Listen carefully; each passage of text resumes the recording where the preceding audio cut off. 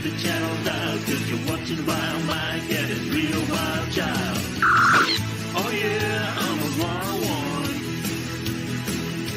You better turn it up, better keep the channel dialed, cause you're watching Vilemike and his real wild child.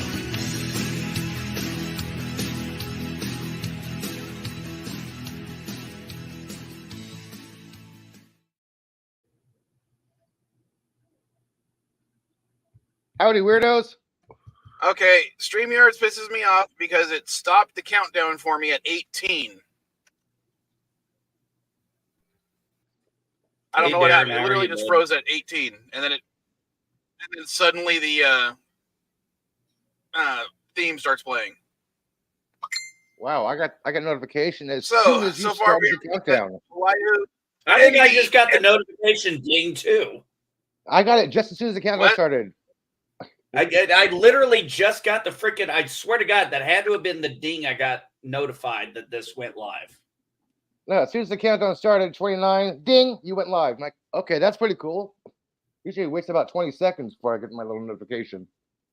I'm lucky if I ever get my notifications on my phone. Do you have your notifications turned on? You know what's funny is I got the notification that Obviously I do, otherwise we wouldn't have got the ding. Yeah.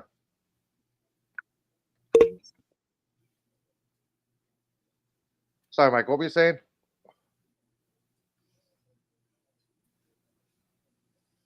Well, we got another snafu. Mike is not working. Are we really having mic issues again with Mike? This is not a CNA stream unless something goes on with Mike's stream. Yes, we can barely hear you. Wait, can you guys not hear me? No, I can hear you now. We can hear you now. What are you at? Are you in the storage shed again? No. Hold on. What the hell?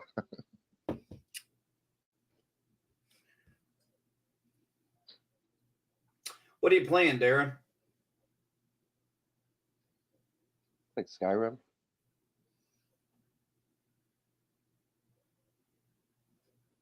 I don't think Darren's even listening. Well, fuck it. Elihu, what'd you think of the Oh, sorry. I guess I was muted. Yeah, this is World of Warcraft Classic.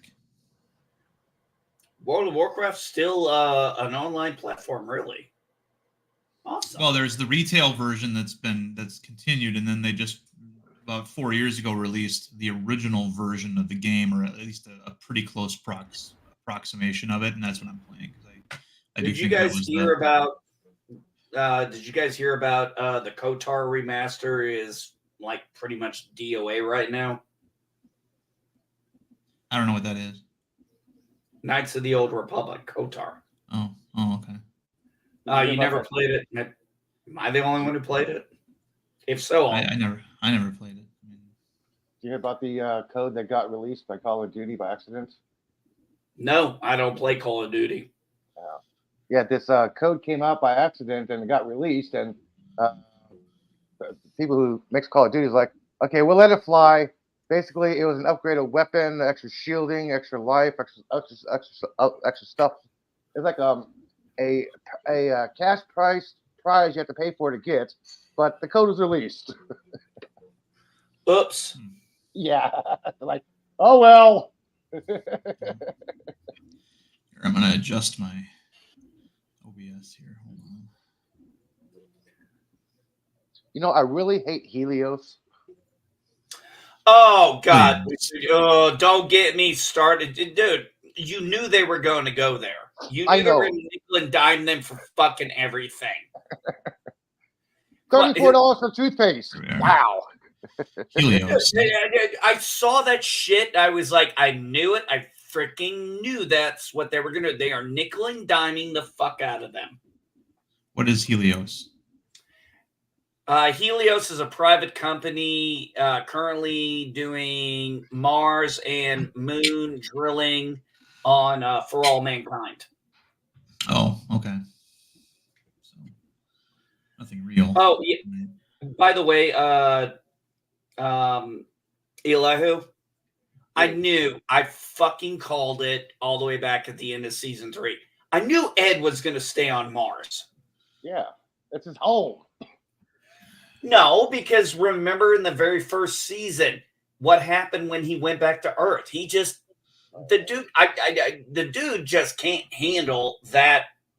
You know, for as much as he can handle and as much as he's done, as much as risk life, he just can't handle his own goddamn family.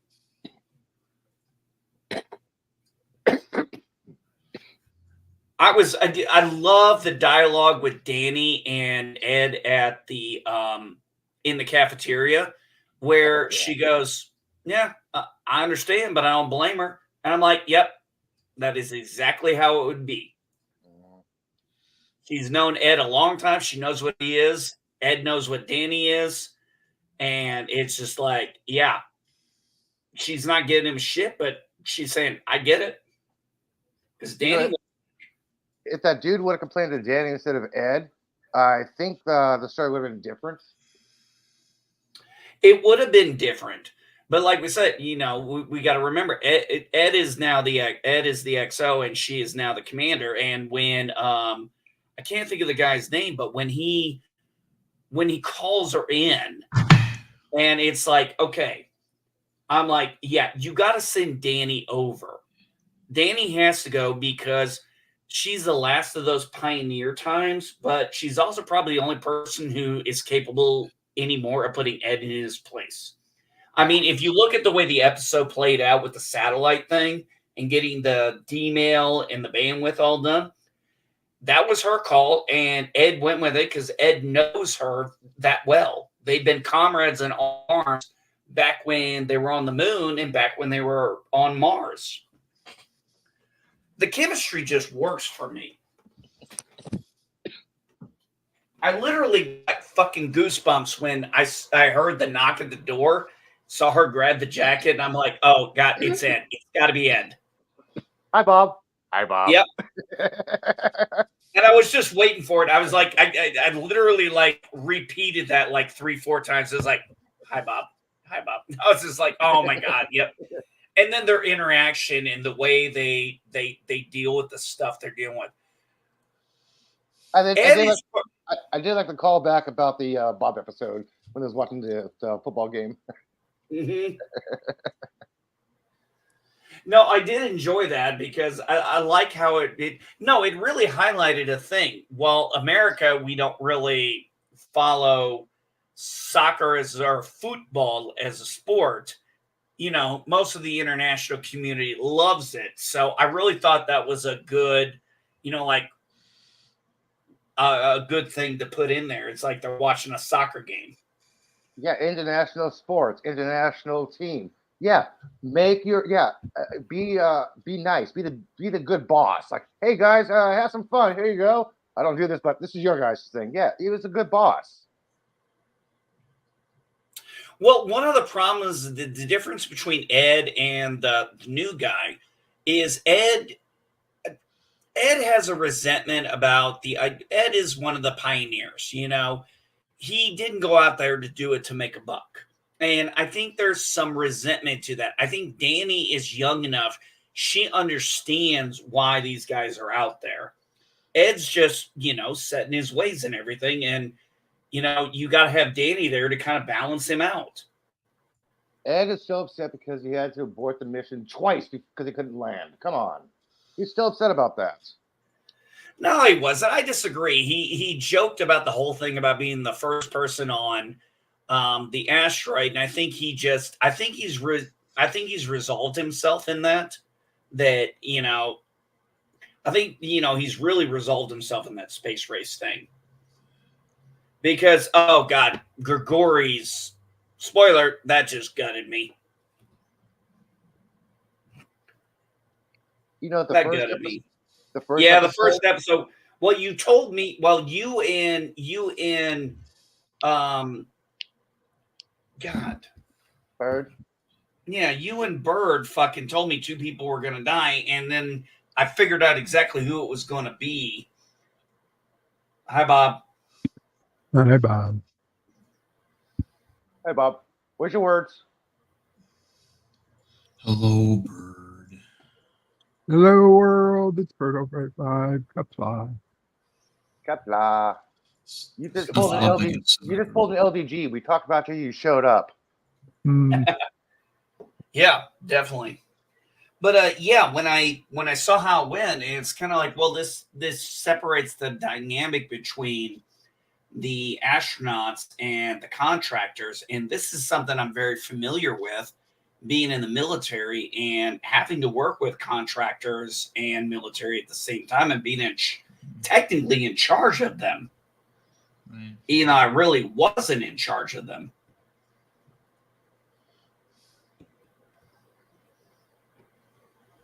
Okay, And then we that see was how- weird. Yeah, what happened to you, Mike? StreamYard's disconnected my speakers.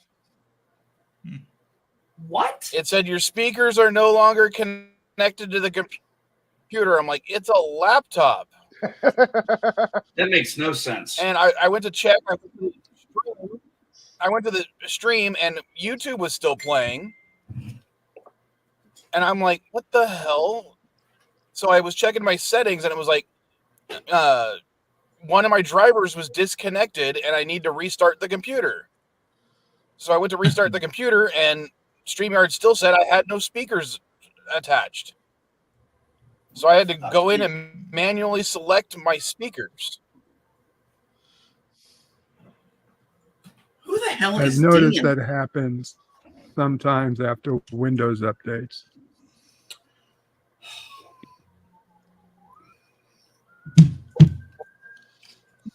No. Anyway, I probably not going to stay on long, and figured I'd check in, say hello. How are things and, going? Well, it's not great. it was gonna. My plan was for it to be a short stream anyway, instead of going on for okay. 3.5 hours, because I have to work today, I have to get. and My at some heat point I got to signal. go to my kid's place and drop off her birthday present because I'm gonna be Most people, screwing with her. most people have to work every day, but you know that's fine. Not on weekends. Well, I usually have Sundays off. So Bird, did you ever find out who sent you the 103 emails on Dear Bob? No, it's just somebody trying to hijack the system. I freaked out when I saw that. Like, what the hell? Wow, he's popular today. Hey, Bird, how are things going in the city? I can't get anyone to fix the heat at my house till at least tomorrow. That's kind of sucks. Are you fucking kidding me? How cold is it in your house? Not too cold. I mean, I have a space heater, but when my primary heating fails, especially in a city that never sleeps, there are all these places that claim to be 24/7.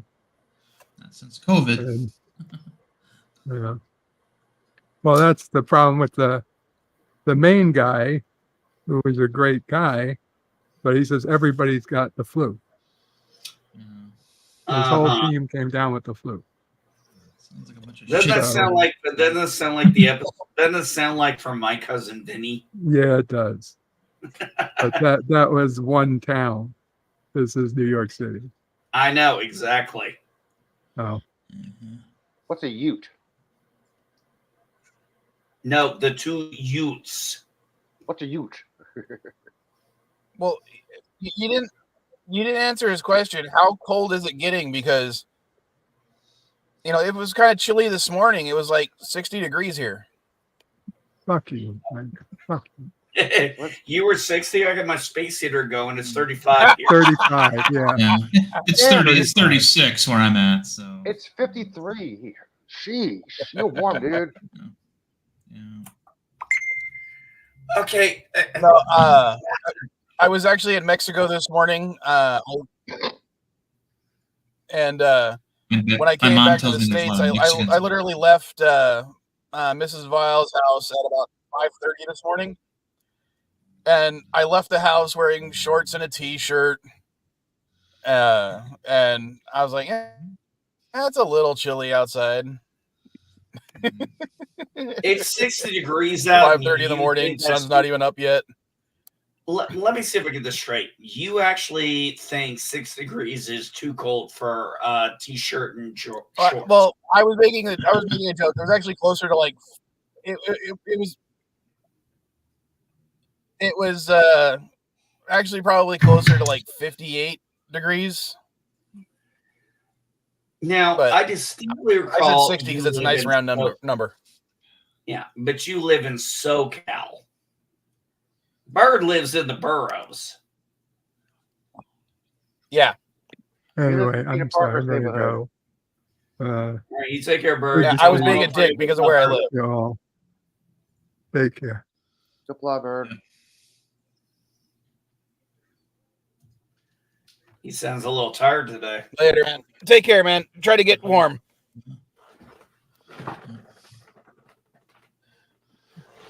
Well, hopefully he'll be okay. I'd rather him not freeze. Well, that's fucking crazy. As much as I like to joke about stuff. But no, that's crazy. Yeah, like you said, for a city that never sleeps in 24-hour service, why can't they get it fixed today?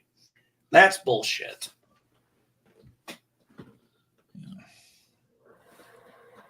I live in a town of 600 people. Well, there's definitely a flu going around.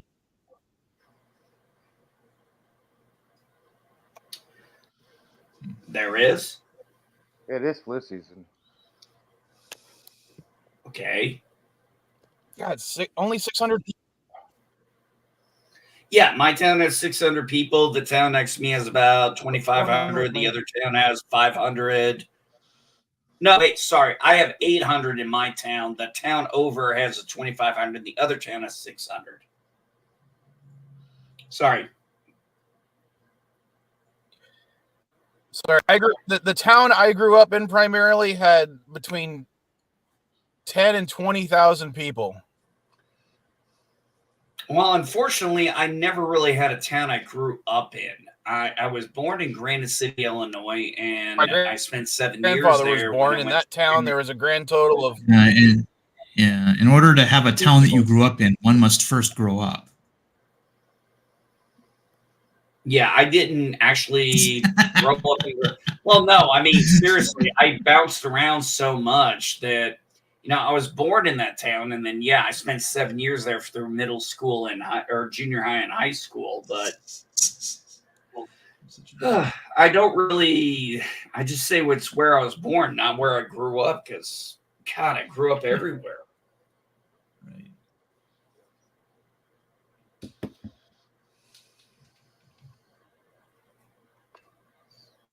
Hey, it's the Canadian. Hey, Dandelion, did you go for a hike today yet?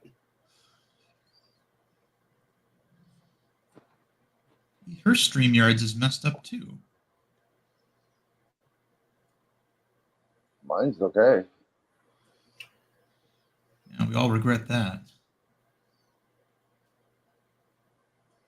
Oh, she didn't pop on. Okay, gotcha.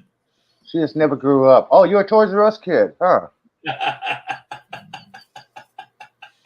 Kind of like that video. Kind of like the video I posted, eh? Eli, who I was thinking the same thing. I don't want to grow up. I'm a Toys R Us kid. Hang on, let me show you. See this? Let me show you this video I posted. There was never a Toys R Us where I lived when I was growing up. I didn't encounter one until I went to the university. We couldn't afford Toys R Us.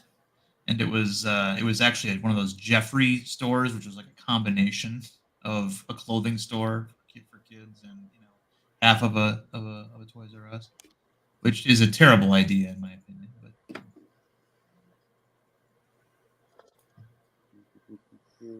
what is it? Okay, here it is.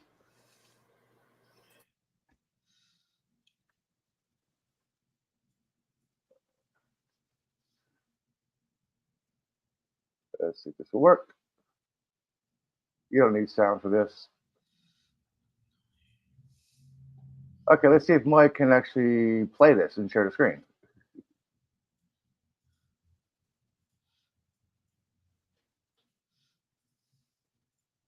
Which he's still muted. Oh, there he is. Okay. Tenderloin is a heavy drug area, but I thought this guy was doing drugs, so I took a second look. Look at this. You never see the old play with toys. Can't understand a word you're saying, man. You were never too old to play with toys. Old guys playing with a little toy in the construction area.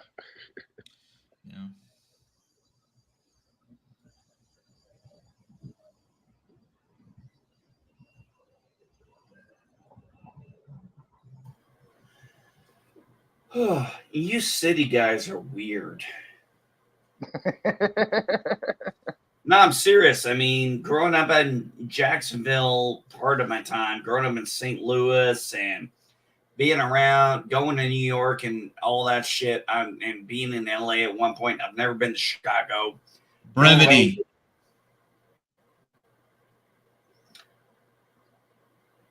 Huh? Get to the point. You got off on a tangent again. I didn't feel I was going on a tangent. I apologize. I didn't hear a You tangent. city boys, and then you started listing all the places you'd lived and what was weird about them. You didn't get to the actual part about talking about the city boys. Well, I hadn't had a chance to because you interrupted me. No, you were well off the beaten path before I shouted out brevity. I didn't hear that because you talked about city boys and big cities. And like, okay, that seems like a continuation of the conversation, not a tangent. No, no. My whole thing is when I've been in the big cities, it's a very cultural shock difference, and it depends on which city you go to. But generally, it's very crowded, very busy. Whereas I would say, like, for example, when I've been in New York City, it's very fast paced. You know, people will bump into you, you know, kind of like the movies do. LA, not so much, but still very busy. And for some reason, can't figure out the traffic problem. It just always seems like everybody in the cities are kind of unhappy. I find that way about people from Indiana whenever they call in. Especially if they live in the area. Indiana's got something wrong with it because the people there are never enjoying themselves when they call in. Well, our problem right now is we are literally surrounded by every fucking state that has made weed legal in one way, shape, or form. Look, it is really funny how that has played out. And I said this. I actually did a stream on this one real quick. I said, hey, if there's a governor here that says they'll make weed legal or they'll at least, you know, work on it, I'll vote blue. Hands down. I'll vote blue there. Mm-hmm. Because it's bullshit. It really is bullshit. I'm glad our current, you know, nice governor we had for the most part. But yeah, at this point, I'm a single issue voter in Indiana and for this next election because we have a governor coming up and we have plenty of other state things going. And I'm like, no, I want to know, are you going to make this legal or not? Come on, Kentucky fucking did it, for God's sakes. Medicinal, not recreational. Okay, this is how we, you know, my wife and I talked about that. It seems to be this like trend with things where they want to go with the medicinal stuff and then they'll allow the recreational. Dude, I would kill for the medical because then I could get a medical card. I would love that. But Ohio went ahead and said, no, we want it legal. Unfortunately, Ohio has an ability to put something like that on the ballot. It's a little more difficult in Indiana per our constitution, but we are really under a lot of pressure right now. And we have a lot of election stuff coming up in our state. So I could see, you know, this may be a somewhat solid red state, but on this issue, you're going to see people flip on a state level. I guarantee it. How close are you to Zionville? Zionville? Yeah. Good question. Is that with an X or a Z? Here, click on the link in the private chat, dude. All right. Sorry, bud. I'm trying to help you out, man.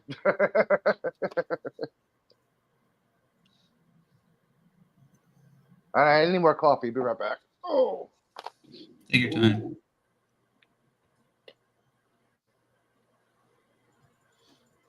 Could this work considering I'm not I don't know. I'll have to look at that. Yeah, I think the whole marijuana issue with the fact that every state around us is either fully legal, except for Kentucky that is going medical, and Ohio is going fully legal, which I actually did a video. This is why I say I'm a conservative. They told the Republicans, go fuck yourself. Well, you might become a libertarian at that point, because libertarians have always been for the legalization of Schedule I drugs, but they're conservative about almost everything else. So, I mean, that could fit you. Okay, can you guys hear me right now? Yes. Yes. At a low volume. Right. Okay, because I'm trying to get this thing to work, right? I don't know what the hell is wrong with StreamYards. It keeps disconnecting and reconnecting my speakers. And it literally then really odd. crashed. Yeah. I mean, I still got one of the windows saying, "Oh snap! Something went wrong while displaying this web page." So, yeah, I have no idea what the hell's wrong with Yeah, his mic just went out again. Yeah. Sucks to StreamYards suck. lately. And I know it's me. It's something having to do with between me. Between Sounds like a you and Beckett issue. you and who else? Come on, finish your sentence, damn it. It's a Pepcak issue, Elihu. I'm fucking with them. Morning, everyone.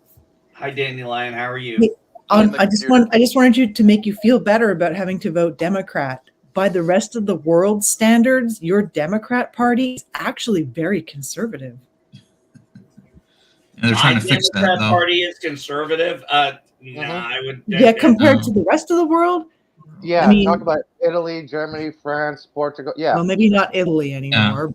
well, that's true. Yeah, with their new election, I forgot about that. Well, Like- the whole thing. But well, the like whole looking at your like the opinion, like the leanings of your parties, your Democrat Party is way farther to the right than most parties that would consider themselves like liberal parties.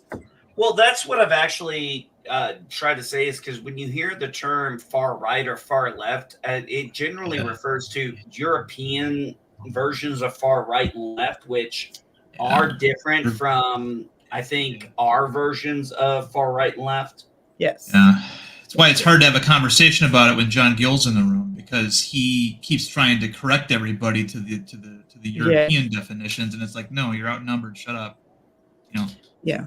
And I hate that term left and right, because left is considered weak hand. Why does the left have to be so weak and the right have to be so strong? well, weirdly enough, your economy generally does better when the Democrats are in charge anyway. So, I mean, your economy is doing way better than anyone else's right now. So, go you guys. Yeah, 7.1 GDP. Yeah, I saw that. And your inflation rate's way down. Oh, God, I wish. I don't know. Well, I had to buy. No, I had that to was buy all 2 inflated. Yeah, I'm not so sure about that, because when I bought it, my house in 19, my interest Okay. rate was 2.9. All right. Anyway, poor Mike. He's really having troubles today. Anyway, I'm still in the middle of making my breakfast. I just came up to reassure you that voting Democrat probably wouldn't make your world come crashing down but it might get you legal weed. So anyway, I'm just going to mute myself for a bit because I've got to finish making breakfast. And What are you making? What are you making? Pancake. Of course. It's like cottage cheese, eggs, and oats, and you blend it up and chop up some apple or something. Yeah, just a carnivore breakfast. It's pretty good. Yeah, it's like 30 grams of protein or something. It's pretty good. Wow, cottage I might cheese. just have a Cottage banana. cheese at breakfast. I never thought about that. I love cottage cheese. Yeah, once you like blend it up with the eggs, it's like, what is it? So it's 2 eggs, half a cup of oats, half a cup of cottage cheese. I use the dry curd cottage cheese mostly because it keeps longer and because it just tastes better. I don't like that weird sloppy shit. Hey, I don't- Dandelion, can you send me your recipe? Because that actually sounds good. I'll just jot it right down in the private chat, I think. Either way, I'm sorry, that does That not sounds sound good good. to me. No. Cottage cheese and apples? No. Oh. what about cottage cheese and pineapple? That's a Okay, reasonable. this is hilarious to me. When I brought up Dandelion, she disappeared from my screen. Weird. As in, she didn't show up on the little window for anything. And her icon at the bottom was there, but you didn't show up on the screen. And I could hear them responding to you, but I couldn't hear you. We're talking to ourselves. Maybe you need to like totally reboot, check all your And then drivers, the web and try. Somebody call LDG. Well, the and thing give is, him text I don't support. know what's going on because I did a test stream. Well, I did a test stream on Thursday. Not a private one through StreamYards with a couple of friends just to see if I got all the kinks ironed out. And then it's still screwing up only on this stream. You know, I I have have 4 friends just like you guys on the StreamYards on a private stream on my YouTube channel, and it was fine. We talked for like 20 minutes.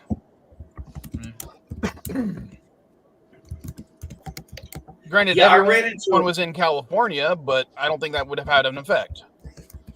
Not for, well, I don't know. Are we? Go ahead, MB. I'm just gonna. When we're doing StreamYards, we're going TCP. We're not going UDP. Tee-hee.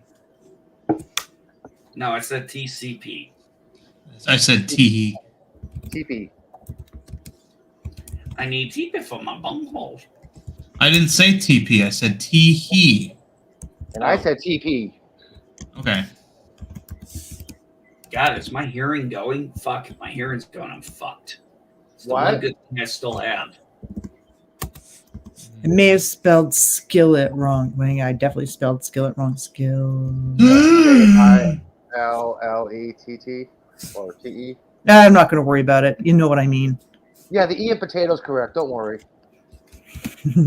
Oh, for crying out loud. Look, if you'd see me type, trust me, I can't spell worth a shit. You don't need me to tell you how to cook a pancake, though, right? You just need the. No, I know how to cook pancakes. All I right. was just You curious don't leave about- that part out. Then you don't need the part. I don't need to spell skillet. Then there you go. There you go. It's pretty simple. It's only 3 ingredients, and you just blend them together. And then I add some like fruit of some sort, whatever, and have some of. Yeah, and you just cook it on both sides. Then I get my weekly. Then I get my weekly infusion of maple syrup, and all is good. Weekly infusion. All right. This actually sounds good. It's really good. And like I said, it's about 30 grams of protein. If you want to bump up the protein, you can actually use like egg whites and do 4 egg whites. But, why bother? Just use eggs. No, I'm just curious about how this is going to taste with the cottage cheese because I very much enjoy cottage cheese. I just never would. Well, actually, it's kind of all blended together. Like you use a blender. No, I understand what you're saying there. I It just doesn't really, you don't. I've never thought about using cottage cheese in blending anything. It never came to my mind. Well, it usually works pretty good. It does sound like it makes sense. Mm-hmm. Do you have a preference on the oats you use? Well, since you're blending them up, it doesn't really matter. You can use. I have like large oats, like large, whatever they are, rolled oats. I like those if I make cookies ever. I like those ones. I love oat milk cookies. That's my favorite kind of cookie. You know what? I can never decide which kind of cookies I like, so I make oatmeal peanut butter chocolate chip cookies. I mix all three of the cookies together. I haven't had an oatmeal peanut butter chocolate chip cookie in probably 2 decades. Probably haven't had one in quite a while myself. I usually just use a peanut butter cookie base, then you add in like 3 cups of oats and a cup of chocolate chips. There you go. Hey, by the way, Chris is feeling a lot better. Oh, good. I'm sure he still won't do a stream today, but that's awesome. I'm glad no, he's. I just asked him. He said we should be a go today. 8 o'clock tonight for the stream. No, we'll see what happens. Okay, So- I'm going to mute. I'm going to make my breakfast because I'm getting hungry. And I will listen in while you all chat. In fact, I might pop over and see Yvette in the underground first and then come back. But anyway. Sorry. Keeping text messages. Hang on. Now, since I know most of us are geeks, have you guys seen the movie Enemy Mine, right? Yep. Ball, yeah. Mickey Mouse. Wolfgang Peterson film. Very good. Yes. Yeah, with the great Mickey Mouse. We heard you the first time. Yeah. Well, Ricky Cerveza posted it on Facebook, and I was like, holy shit, I haven't seen this movie in like 15 years. It's amazing. I went and talked to my wife. Turned out she had never seen it. So my wife and son and I all sat in there and watched the movie. And I'm reacting to their nonverbals. And at the end of the movie, they loved it. They absolutely loved the fucking movie. I mean, they were really worried about Zami. They were really worried that if he was going to get rescued or not. Semis, yeah. But it just, I remember watching it as I was watching it. I'm just like, God, this is such a great movie. We don't talk about enough in our circles. Yeah. Yeah. It's got this interesting dated green screen effect in the very beginning when they show like the aftermath of the space war, where you have like a pilot floating out in space thing.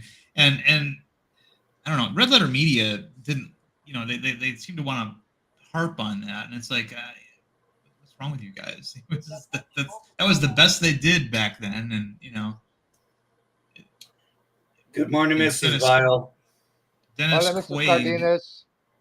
Quaid had a really great agent in those days. He was in all the really good low budget and medium budget sci-fi films, including Dreamscape and Inner Space and Enemy Mine, and I mean, he was like the science fiction guy for a while there in the middle 80s. Yeah, I remember telling my wife when we were watching the movie, I said, you remember Officer and a Gentleman, right? She goes, yeah. I said, the guy playing the alien is the DI, Louis Gossett Jr. And she's like, oh my God, that's him? Yeah. That actually blew her away on the performance. And I just forgot how great, I literally forgot how great the story was. Right. And it's like my son literally when Evan, he's like, I'm going through. My son's like, shoot it, blow it. And then once he does, my son did a fist bump. Yeah. He's like, I'm going. I'm sorry, what are you talking about? When he was after he gets back, after he's rescued and everything, or after he's found, and he takes a ship and he's heading back to go rescue Zami. Yeah. And he's like, I'm going. Yeah. You open these doors or I'm going to fucking blow. Yeah. Basically, he says, you open these doors, I'm going to fucking blow them open. And my son was like, do it. My son was literally like, blow those doors open. And once he did it, my son did a fist bump. He's like, yes. Yeah. Yeah, that was pretty good. It's funny, too, because the bulk of the film is just them trying to survive on that planet. The last 15, 20 minutes all deal with, him getting rescued and then going back for Sammy's and stuff. So Yeah, Oh. but I mean, yeah, that was the whole crux is, and I had to tell them, I said, it's a sci-fi movie. There's not a lot of space battles. It is two enemies who Yeah. really don't know each other. And there was a thing I was talking to my wife about. I was like, we only have their perspective. And that's really a great thing because both sides are both so alien to each other that it made sense. It worked. Mm-hmm. Well, it reminds me of the classic stories of two pilots in World War II crash landing on an island and having to survive on the island together. That was sort of what was that King Kong Skull Island movie was loosely sort of inspired by, at least for their B story. And so that's what I think makes that movie a really great film. It's just it's a timeless story that just puts it in a possible future. I would agree with you 100%. It is a story of, it's kind of a thing I was seeing on TikTok or on social media is everybody talks about who has the moral high ground in a war. There's no moral high ground. Everybody thinks they're Right. They have the moral high ground. Right. And I harken back to something Garrick said to Bashir. Everybody thinks they're the hero of their own story, even the villains, especially the villains. Yeah. That's something that's an attitude that's been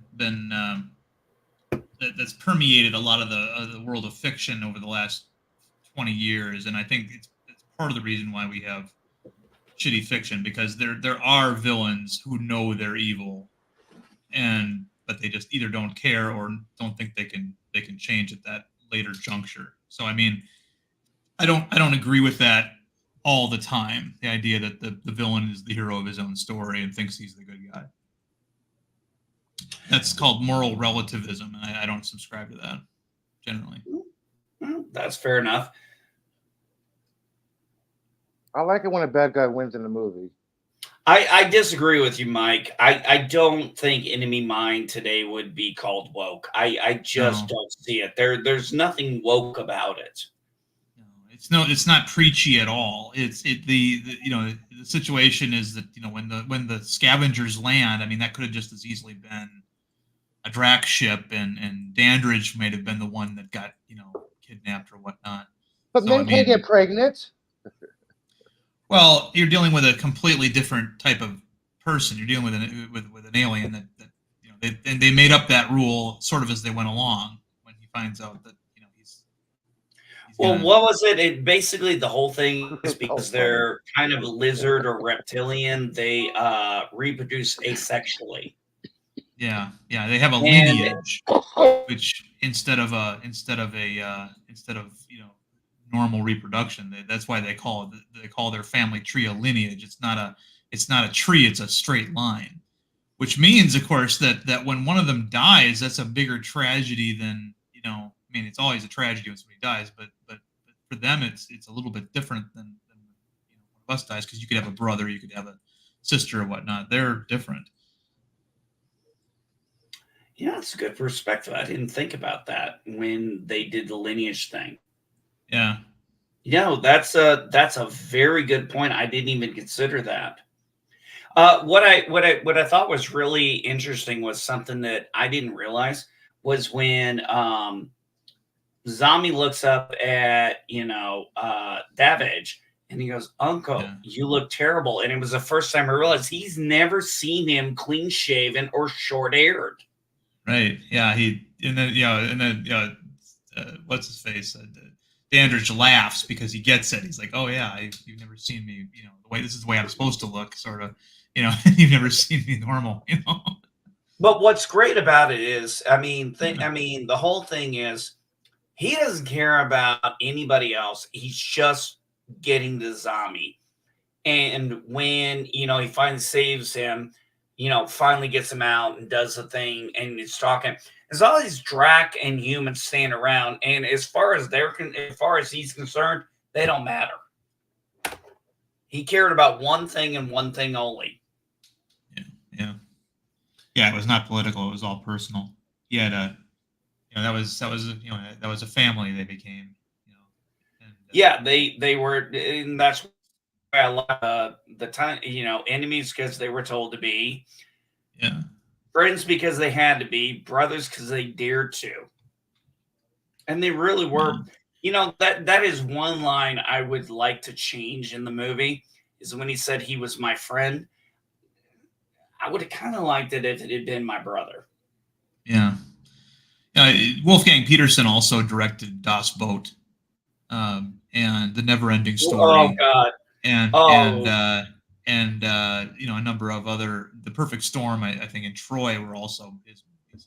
So I mean, he had a pretty decent career of having memorable films.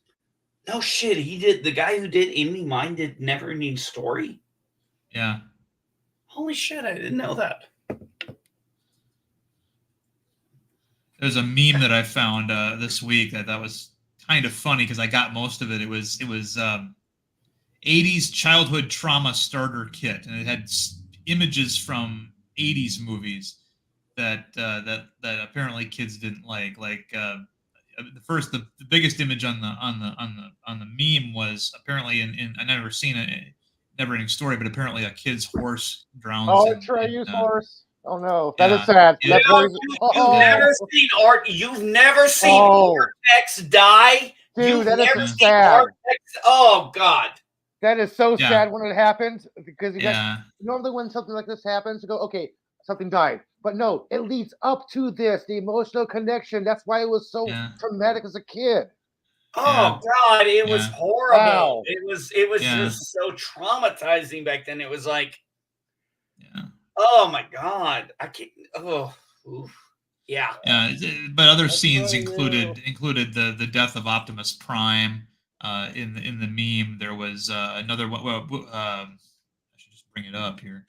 Here, I know which meme you're talking about. I've seen it. yeah. Large Marge from Pee-wee's Big Adventure is another. One on the Oh my list, gosh. Yeah. Guys. Yeah. Large Marge sent me. Yeah. When they pulled the body from the twisted burning wreck, it looked like this. Yeah. Large And they Marge. threw in they threw in this little whoa sound effect whenever it did. But let's see here. That's some good shit. That was some great practical effects back then. Well, that's all they had. I mean, but yeah. Let's see.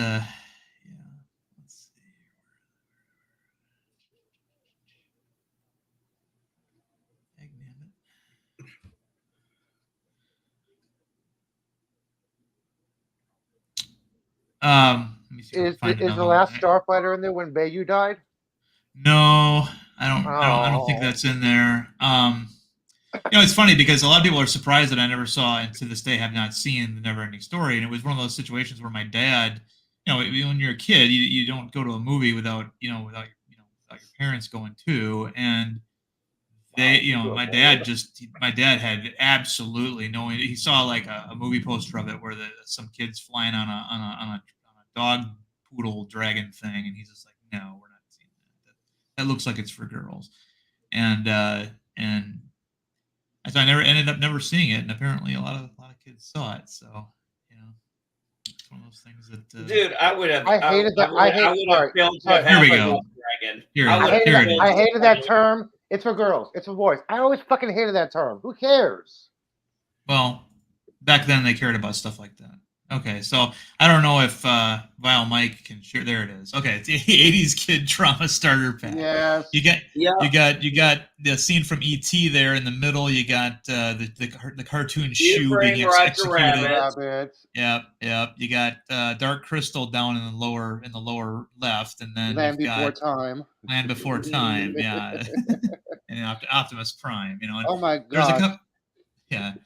There was a couple other ones I would put in there as well. Well, this would be the 80s starter pack, although I would say Poltergeist should be the bonus card.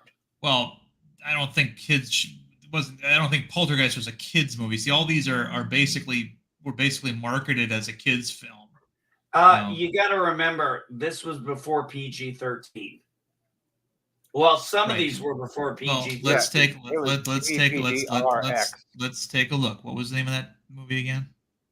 Which one? Never. The one you just got done talking about. The Never-Ending Story. No, the other one. The one that he would put on. That he said he would put on. Oh, Exorcist. No, I didn't say it. No, Poltergeist. Poltergeist. That's what it was. Poltergeist. All right. I said the original Poltergeist. Okay, so Poltergeist came out in '82, and it was. I believe it was an R, right? No. I'm finding out here. MPA rating. Poltergeist initially received an R rating from MPA. Steven Spielberg and Tobe Hooper disagreed with the R rating and succeeded in having it changed to PG on appeal. So yes, that would be an appropriate one because it's possible that a kid would have seen that in the theater with his parents, and that would have been interesting.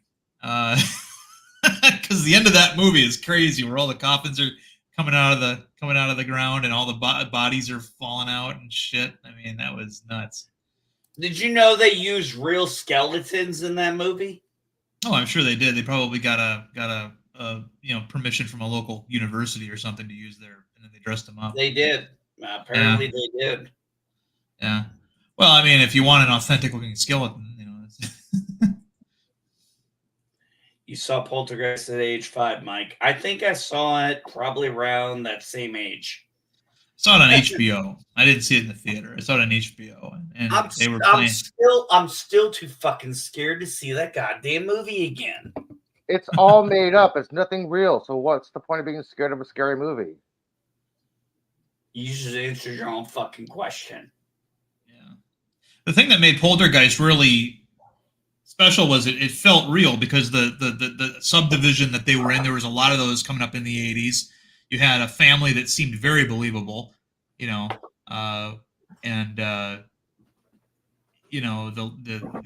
real estate boom of the 1980s was sort of the backdrop for that movie. So yeah, it was.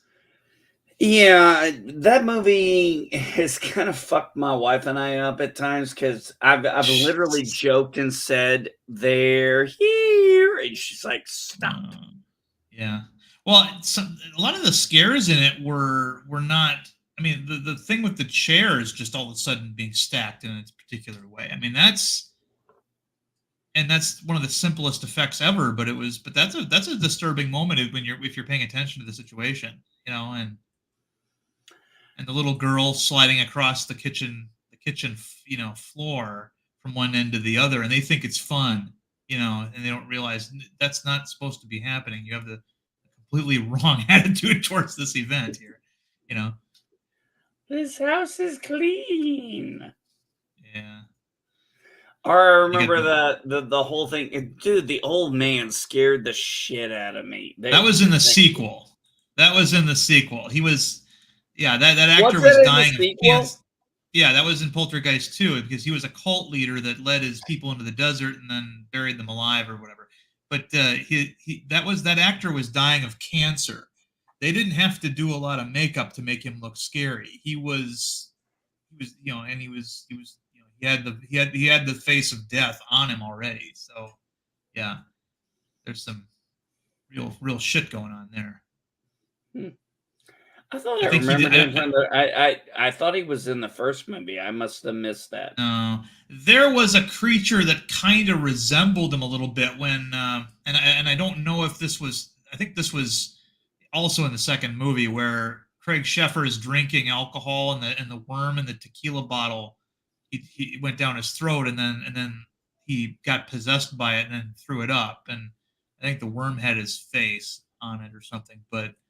I can't remember. I think that's in the second film too.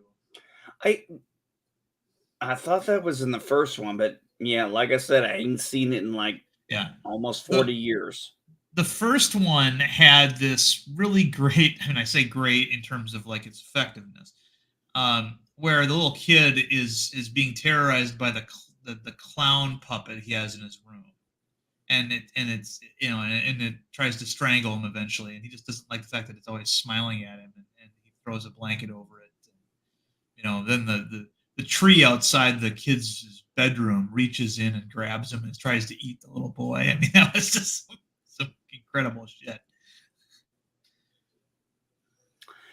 You know, one thing I will say is that when it comes to movies, like when I was talking with Enemy Mine, Poltergeist, man, practical effects really do hold up versus CGI. Because if you look at CGI, you can kind of you can tell pretty much if you're like us, you know when that CGI was created. Right. Yeah, it's kind of there's a couple of movies. There's 2 werewolf movies that I really like that use a combination of practical and CG effects, and you can always tell, you know, which you know what was practical in the movie and what was not. One of them was the movie Bad Moon, where Michael Pere, you know, plays a werewolf that's sort of develops a rivalry with his sister's family dog, and it's a physical werewolf, you know, bipedal dogman type werewolf. But when he transforms, there's a really bad morph they use at the end when they want to show his dramatic transformation. And it was right in the early 90s when, you know, that technology was still pretty new. And you know, if you went cheap on it, it didn't look good at all. I think the movie Wolf did a good job on that. Well, Wolf was all practical. There was no digital effects in that film. But the other one I was going to mention was the Wolfman remake, because that one had a much better transition CG, you know, transformation, but it still looks CG.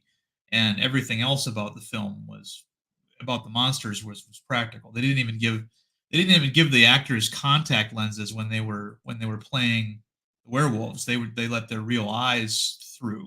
And I think that actually worked really well. You know, it's funny you mentioned the Wolfman. I had just recently, the remake, I had just recently saw that. I put that in my queue about, I don't know, 2 weeks ago. And I watched it. And I'd watched it back when it first came out. And I forgot most about it. And I was blown away. I went on, and actually, I was so blown away watching it again.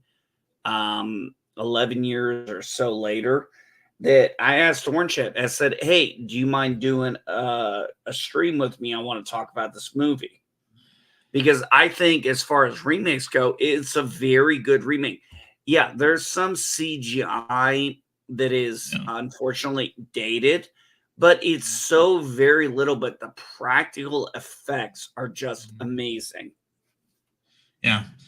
Benicio del Toro, it's kind of funny because I had seen him and watched him in Sin City over and over and over again. I forgot that wasn't his real nose. In Sin City, he has a prosthetic nose that makes him look Greek. But then when I saw him in The Wolfman, I'm like, whoa, oh, I guess he does look like that in real life. You know, kind of funny. Oh, I didn't know. I didn't know they put a prosthetic nose on him for Sin City. Yeah, he was playing Johnny Boy, the hero cop, and he was Lucky Jack, the goddamn hero cop. Yeah, but the thing about Wolfman is it's a period piece, takes place in the same year that the Lon Chaney Jr. movie took place in, and also they got inside the makeup design of the Wolfman and they enhanced it just enough. It's basically the same or very similar werewolf design from the Wolfman, but they amp it up. And the one CG thing about it was that they gave the actors lupin jointed legs. If you ever watch the making of it, they're on these they're the same kind of things that runners that don't have any legs use, the scoop leg things. They're on those, and then they're all painted green, and they come in later and optically edit out that and replace it with wolf feet. So when he's running, it's an interesting effect. But everything else about it was just outstanding. I thought I would say for the Wolfman, the character that really stood out to me shockingly the most was Emily Blunt, and her amazing performance. as a Yeah. proper British woman of that time. Yeah. Like Yeah, when that was good. But when Lawrence tells her, you need to leave now, and Yeah. she doesn't really question what's going on and everything, I'm like, yeah, she understands the role and she knows her position and he knows his position. And, Yeah. it really had a really nice formality. I know they had a little bit of a, kind of love affair, but what people I think forget is that it was not uncommon many times in many cultures and traditions for a man to take his brother's wife. Yeah, especially if they didn't have any kids together. Exactly. Yeah. Yeah. But yeah, that scene where, and this is the first time I'd ever seen Emily Blunt in anything. So I was always very shocked when I see her in other things where she's playing like a soldier woman or something like that. But the scene where they introduce her and the other, they're not expressly stated as whores, but the other women in attendance at the actor's party, were looking at her like, with contempt. I always thought that was kind of fun. I must have missed that part. Yeah, it's when she goes to find him because he hasn't been, in Blackpool, or Blackmore or whatever it's called. Oh, in you watched years. the director's cut. I have not seen the director's cut. I've only seen the Oh, original. okay. So yeah, the one that I have on the shelf here does say unrated. So yeah, okay. Yeah, I don't. I in the version I know, she wrote a letter. She didn't go see him, Yeah. and that was actually something Orange Hat and I talked about because he told me the difference, and they made an error in it when he shows up at the home and is like, "I got a letter." So while they added that scene in. He still says he got a letter, not that she showed up. And that bothered me when he told me that because I was like, I I like the fact. I believe she mentions that she sent him a letter when she visits him, and that he just hadn't read it or responded because he doesn't want anything to do with his family. I do think that was in there, but Kenneth Johnson directed that movie, and he's really good at doing period pieces. He also did Captain America: The First Avenger, and He did? the Rocketeer. So I mean, Kenneth Johnson knows how to do super. Wolfman's not a superhero thing, but he definitely knows how to take you into a magical version of a historical period. Now that statement would be correct as long as you exclude the Rocketeer. Dude, that's a stupid movie. Come on. Oh no. Fuck you. Fuck you, Elihu. No. Fuck you, Elihu. Fuck you. I didn't like the Rocketeer. I thought it was dumb. That much we got. Yes, we understand that you probably don't like the Rocketeer.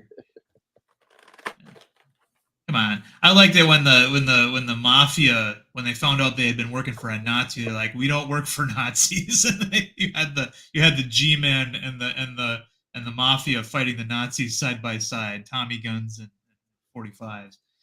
It was it really was a good movie.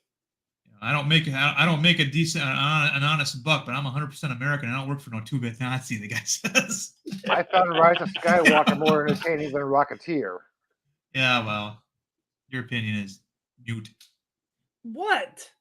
Rocketeer? What's wrong with that? I mean, Jennifer Connelly. I mean, what madness possesses you? Anyway. Well, you immediately go to the female instead of the plot line. Okay, I see what you think about that. Well, movie. at the very least, you should have appreciated her. When you go to the female or the male instead of the plot line, is you really didn't appreciate the movie, you appreciated the actor or the actress. That's where your opinion is stated because you named the actress first. I see what your opinion on the movie is. He Johnson really captured that post World War II or World War II era Hollywood vibe, California vibe. He also, the whole attitudes towards aviation, things of that nature back then. I mean, he captured all that, and honestly, who didn't like the idea of Howard Hughes, helping save the day at the end? Yeah, that was an interesting thing. It's like, do you know who I am? Everybody knows who you are, Howard Hughes. Yeah, yeah, yeah. He was the Elon Musk of his day. He would never. You shook know, his hand that like is that. actually a very fair comparison, I would think. Yeah. I mean, I'm assuming you've seen Aviator. DiCaprio, right? Ago. DiCaprio, right? Long time ago. Yeah, DiCaprio. That was Yeah. Howard Hughes. And that was the Yeah. Howard Hughes story. Yeah, I he have a was good. suggestion for Vilemike's problem with his mic. I think his computer took him literally and thought he had a Vilemike. Sorry. I'm sorry. I like that little picture he made. Yeah. Sorry. The pun came and I had to speak it. Yeah, Mike needs a new mic. Mike, I think this is a stupid idea, but I'm not going to tell you how to parent. I think it's hilarious. I'll tell you how to parent, but you shouldn't listen to me. I don't. Well, I tell you how to parent, but I don't know if listening to me would be the best choice. I mean, if you want my opinion, I'll give it to you, but understand what it's worth. You have no kids. Right. But I mean, everybody has been raised by, somebody, so, they can offer something. Well, here's the question. Dandelion, do you want to have kids? I don't know. It's a little late. It's a little late in my life to be worrying about kids. I'm 52. My daddy had me when he was a little 50. personal too. I mean, hey, my daddy It's just, he was 50. I'm Okay? sorry. Never too old. Look, forgive me. I didn't know how old she was. Okay, Mentioned it a you don't million ask a woman times. her age. oh, you don't ask a woman that anyway. I mean, that's Yeah, you do. that's just, What do you mean? What you don't? I just asked her. especially in a public show like this. I mean, what the hell? Well, that's man? all right. I'm not that sensitive about it. Okay, that's good. But I mean, honestly, someone, obviously my age who hasn't had kids, it's either because they can't have kids or they didn't want to. Well, I So, apologize. Mike, are you gonna? I really didn't. Dandelion, I really did not know your age. I've never asked. So I apologize. I've mentioned it a million times. Most people know I'm in my 50s. So, Mike, are you gonna tell your kid the response to the size? You're gonna say, "Damn pin particles."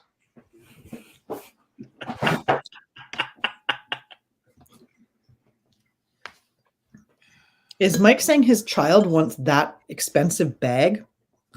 She wants something expensive, so he's gonna wrap it in a box, in a box, in a box, in a box. Hmm. He's gonna do one of those things.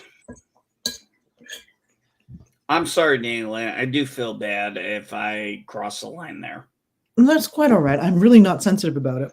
But in general, it's probably better not to ask people because they could be sensitive about it. Make her watch the movie first, Mike.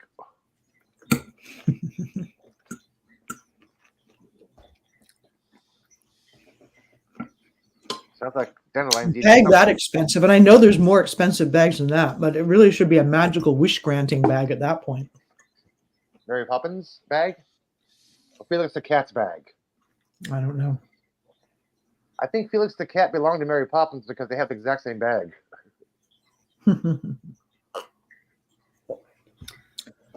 All right, I'm going to mute again because I'm chewing and it's gross. So I hear you putting the spoon against the bowl.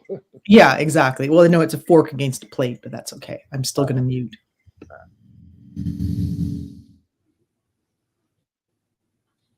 And I'm the rude one.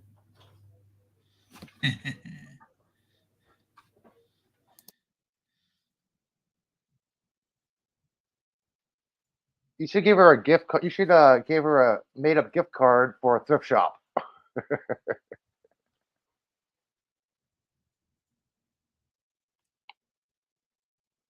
I need more coffee. Hang on. Hey guys, I'm gonna skedaddle. Wife just brought lunch, and I have not slept good in the last few days, and my health ain't been the greatest. So I gotta go. Later, Take dude. care, all. Dandelion. And me. If you go for a hike today, I hope it's safe and fun. Yeah, me too. I'll have to see. I got to check where I can go. So make sure there's no like closed parks and that kind of thing. Lots of bear and area signs everywhere I've been going lately. So. Oh, because of the winter? No, they just sometimes they're more like sometimes they're in an area and then they wander off again, kind of thing.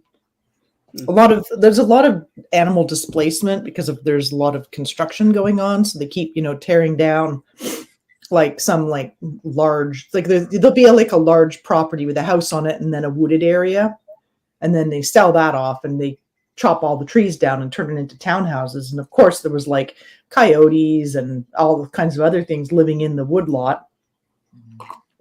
And then they have to like try and move into another area, and then they wind up fighting with other coyote packs in other areas. And so we get a lot of kind of like, displaced animals in this county right now. So sorry to hear that. Y'all take care. All right. Bye. You have a good hike. Thank you. I will. Well, this is really unfortunate, Mike. Well, the beginning said only it's going to be a short stream, so I guess he wasn't lying about that. Yeah, no doubt. Very unfortunate. Well, that's okay. It gets me out of hiking sooner. I still got to do laundry today. Unless you're only kidding, and that's why you're just ending the stream instead of just ending the stream. Oh, I get it. Sorry. Right, I need to mute again because I'm still eating, and I don't want to be chewing online. Oh, why not? People eat online all the time.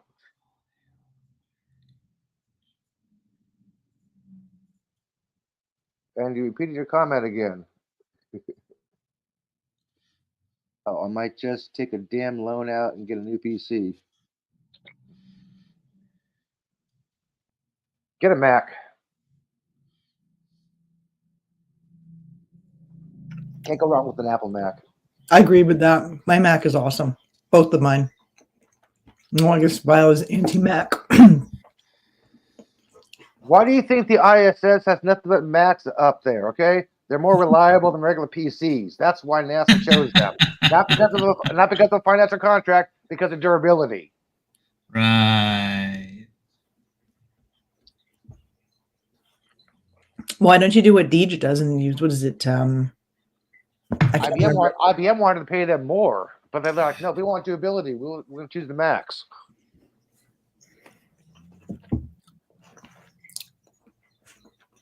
He has a personal issue. I understand that then.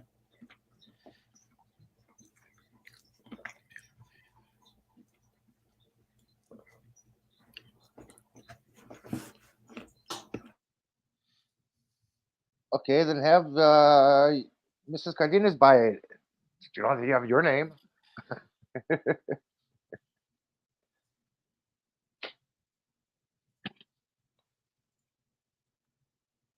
Or have one of your kids buy it. Just don't use your name when you try to buy it, so they won't do anything. Mike, didn't you buy a computer that promptly got stolen from your car? Or you left in a Uber or something like that? I think it was like last year or 2 years ago. I think it was last year. Maybe it was earlier this year. I have no sense of time. Yeah, time is all weird. Wibbly wobbly. Timey-wimey.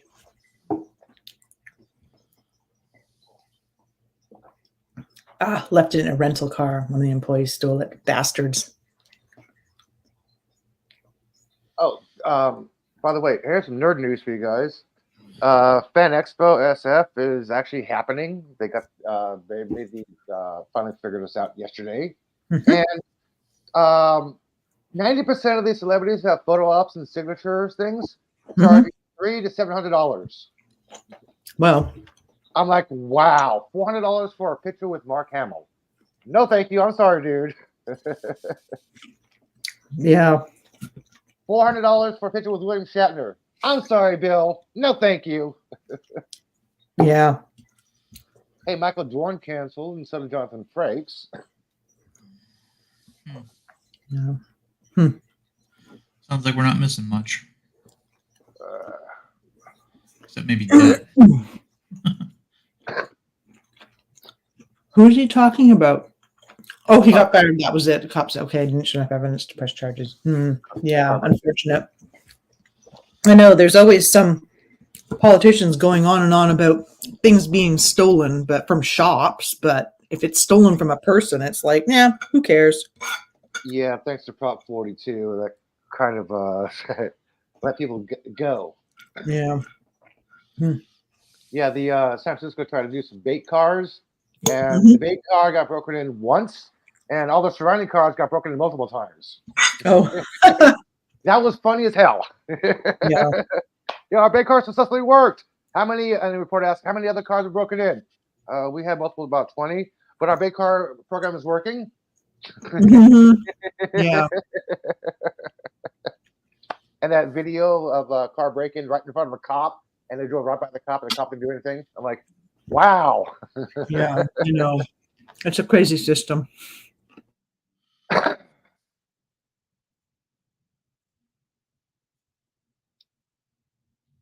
Yeah, but during APEC, if you had a large bag, they would look at you weird. Like me and my telescope. Look like a rifle case. And the hands on their gun.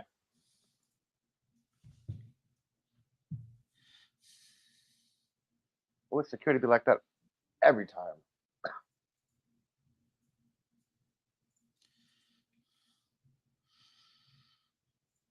But I can finally go to Twin Peaks. They finally reopened up Twin Peaks. Yay. I don't know why they closed down Twin Peaks. It was nowhere near the summit.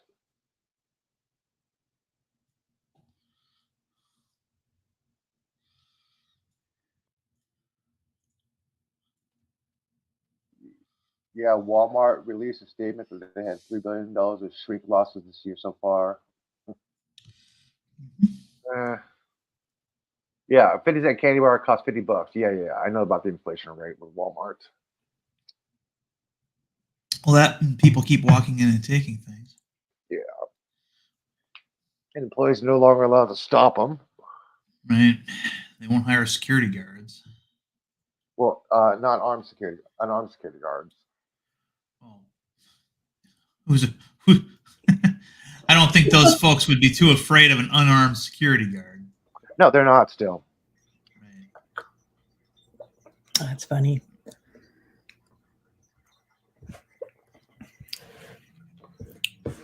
I imagine that you got stopped at a great distance from the summit of the there will probably be a certain budget provided for security, and they had to use all the budget, so they probably just expanded the zone of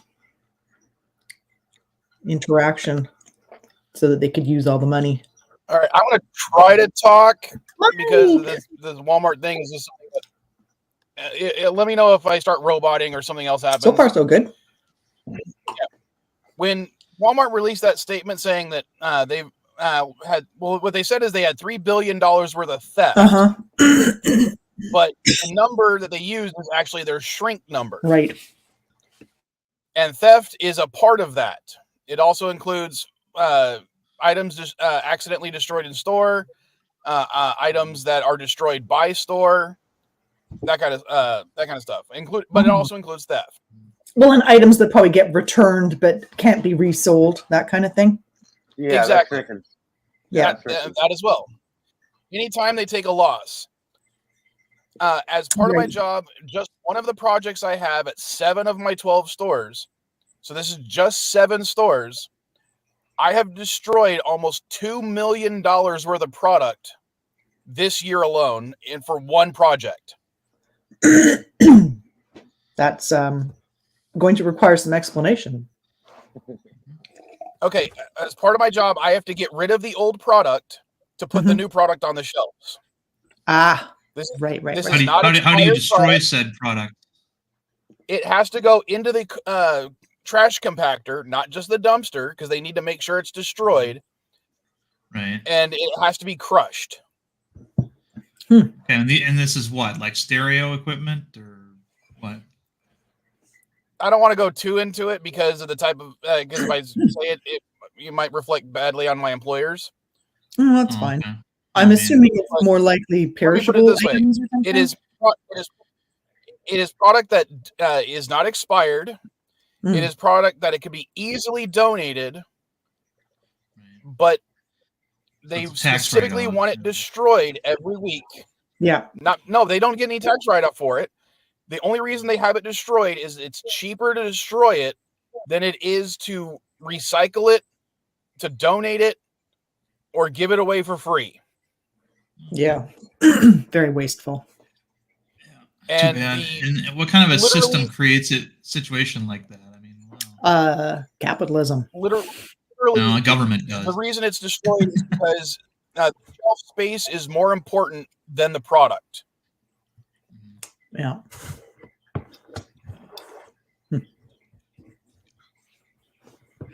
And as I said, this is just Yeah. one of our clients, one type of project I have each week. Yeah. I That is probably increased destroyed so far this year alone, if you add up all 12 of my stores combined, I've probably destroyed about $10 million worth of inventory this year. Oh, That's crazy. And very important. And then Walmart releases a statement saying that they have $3 billion worth of stolen stuff when it was actually shrink. And the reason, And I mean, being that's that only number that's only the stuff they that destroy you're themselves. doing, right? And that's only the stuff you're That's doing. part- There's probably other stuff that has And to again, get I have- destroyed. I have 12 stores. Yeah. How many Walmarts It's are there in just the country? Yeah. right. Yeah. If you have one vendor that is destroying approximately $1 million worth of product each year, and Right. as I said, I'm one vendor. Yeah. These stores have hundreds of vendors. Mhm. Yeah. And more stores than you're dealing with. So I guarantee you that $3 billion in shrink, what they claim is theft, Yeah, definitely not. probably closer to about $1 billion in theft. Which I If- know $1 billion sounds like a lot, but even to their own AP people, their loss prevention people, 40% of their theft is caused by their own employees. I was going to say most theft is from employees anyway, isn't it? Right. Well, That's according to true almost Walmart, everywhere. 40% of their theft is by employees. Yeah, that's Right. not a Walmart. That's not a Walmart thing. That's just a employee thing. I mean, yeah. Yeah. I used to work in a grocery So store I when got- I was in high school, and there was a guy who would hide product where people couldn't find it, and then what he would do is he would wait until it's the sales expiration date had expired, and then he'd just take it home because we were allowed to take anything that was sales expired. Jeez. So Yeah. he was effective, even though he didn't walk out of the store with it, as a theft, it basically was. Yeah, no doubt. Yeah, it's a crazy system. Pouring tea, just so everyone knows. Yeah. Good, it's tea. I'm glad it's tea. Uh-huh. I just like to clarify that. And then, Are you sure? Are you sure it's tea? Because Trump was talking about golden showers online. well, I never follow that person, so. Neither do I. I just happen to read it. You just bring up Trump out of the blue all the time. Yeah, please don't. Let's just The not. guy. I think the guy Yeah. lives in your head rent free, Elihu. Seems like. Lovely. As much as I hate the guy, I don't bring him up as often as you do. I don't bring them up as often. It's Yeah, true. well, You really haven't. It's been a while. You just did though, and that's what I were. But it's been a while. You have to admit. Yeah. But it's Okay, maybe- Every time I wonder I'm on a if stream with NBC Elihu, he wants to screwing bring with up him. Trump all the time. Not every time. Because I'm Every not having time any I'm on a issues stream now all with of a you. sudden. Sorry, repeat that, Mike. I wonder if NB's connection was causing issues because so all of a sudden all the warning things went away and I was like, maybe it's safe to talk now. Yeah, And he's doing good. I don't know. Illinois is Illinois. The moral of the story is don't invite Elihu to streams anymore. maybe your computer is better with fewer people on the stream, and it's not necessarily. Oh no, because I was gone for a while, and you didn't come up. Yeah. No, saying maybe it's and it wasn't the mic. It wasn't the mic. It was the speakers. It kept disconnecting my speakers. So I had both the YouTube window up so I could listen to you guys and the StreamYards link up so I could actually manipulate things on the screen. Yeah. Weird as all hell. You robot. You just robot. So there are still issues. Okay. It wasn't just like that. Robot it. I just heard Was Genuine Robot, not like. Okay, that's possible. My internet connection is not awesome. Tomo arigato. Yeah, so it's very possible that you roboting was actually me, not you. Oh, hello, Pickles. Good to see you again. Now he shows up. Well, he's been busy. He's a busy man. Problem fixed. Now he shows. Perfect timing. He got a new monitor last night, and so I'm sure he's been bedazzled by that. What, you replaced your main monitor? Dude, that was a nice screen. It was like the new one he's got is like, I don't know, it's in the 40s, either 43 or 47. I can't remember what. Wow. I love that screen that he had. Yeah. His retinas are on fire. Well, ask him to mail it to you. What are all those creatures that are like running around in the distance? Is that like people skiing, or is it like something attempting to attack you? Like, oh, I see, it's a wolf down there. Gotcha. Yeah. There's wolves and boars and bears in this biome. Right. I just saw something come down a hill, like the hill you just walked up. Something kind of ran down it, but I'm like, wait, what? It disappeared. There's also bunny rabbits, little like nice. tiny low polygon count bunny rabbits. Right. Yeah, distant bunny rabbits. Gotcha. No hairs. Sorry, that kind of reminds me of when I was younger and not even much younger, and I'd play a game like Red Dead Redemption or Fallout, and she'd get mad at me for killing like dogs and lizards and stuff like that. Yeah. Don't kill them; they're cute. It's like, honey, if I don't kill it, it's going to kill me. All computer screens the same computer screen? Say that Because again? if all things are one thing, wouldn't one computer screen be the exact same as every other computer screen? I mean, aren't they all one computer screen? Now, don't be throwing logic at LDG. He's had a long week. I'm just asking. I mean, I'm wondering to what level his unified vision of the universe goes. Yeah. Maybe he's not really listening. We'll wait and see if he responds. I'm sure he'll have. He's a logical, dysfunctional guy. Okay, he doesn't understand logic. Well, there's just different kinds of logic. Not everyone has the same logic. Not everyone comes to the same conclusion as everyone else when applying logic.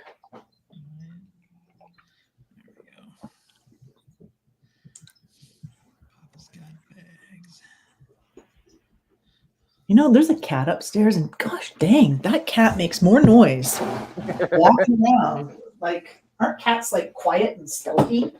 When they want to be, yeah. At least I can't hear him mewing. Like the worst apartment I ever lived in was the person next to me had a cat, and it would cry all day like a dog. Oh, was it a Siamese? No, it was just this orange tabby. It was well, that sounds like a Siamese. Siamese tend to be very chatty. The one upstairs is Siamese. Might have been a mutt. I mean, who knows? Mm-hmm. Everything is the same and different at the same time. All right. All right. Yeah. We are Siamese if you don't, please. You activated one of Elihu's ticks. Mm-hmm. Shame on you. Sorry, Disney movie. Yeah, no shit. Some people don't know that. We knew that. Yeah. Although if anyone was to not know that, it would be me. I don't really I never really enjoyed all those cartoony Disney movies. That one's not too bad though. It's all the ones that were adapted from books that I enjoyed. I'm fascinated with the era known as Dark Disney, which is from about 1973 to 87, where they were doing a lot of questionable, trying to go outside the realm of family entertainment and such. I don't remember what would qualify for that. The Rescuers, Escape to Witch Mountain. I liked Escape to Witch Mountain. Black Cauldron. Yeah, That was those great. the Black Hole was a big one. That's true. Something Wicked This Way Comes was another one. Well, those Escape from were Witch Mountain. intriguing Return to movies. Witch Mountain. I already said that one. Love that. You can. That's what I kind of like, though, because of course we only had bunny ears on our television, and we lived in the middle of nowhere, so we couldn't get much television. But on Sundays on CBC, they always had the Disney played there was a Disney movie every Sunday. Yeah. And of course, there was only so many, so they'd rotate sort of through them. And I'd always be hoping that this week would be Escape to Witch Mountain, because I always liked that one.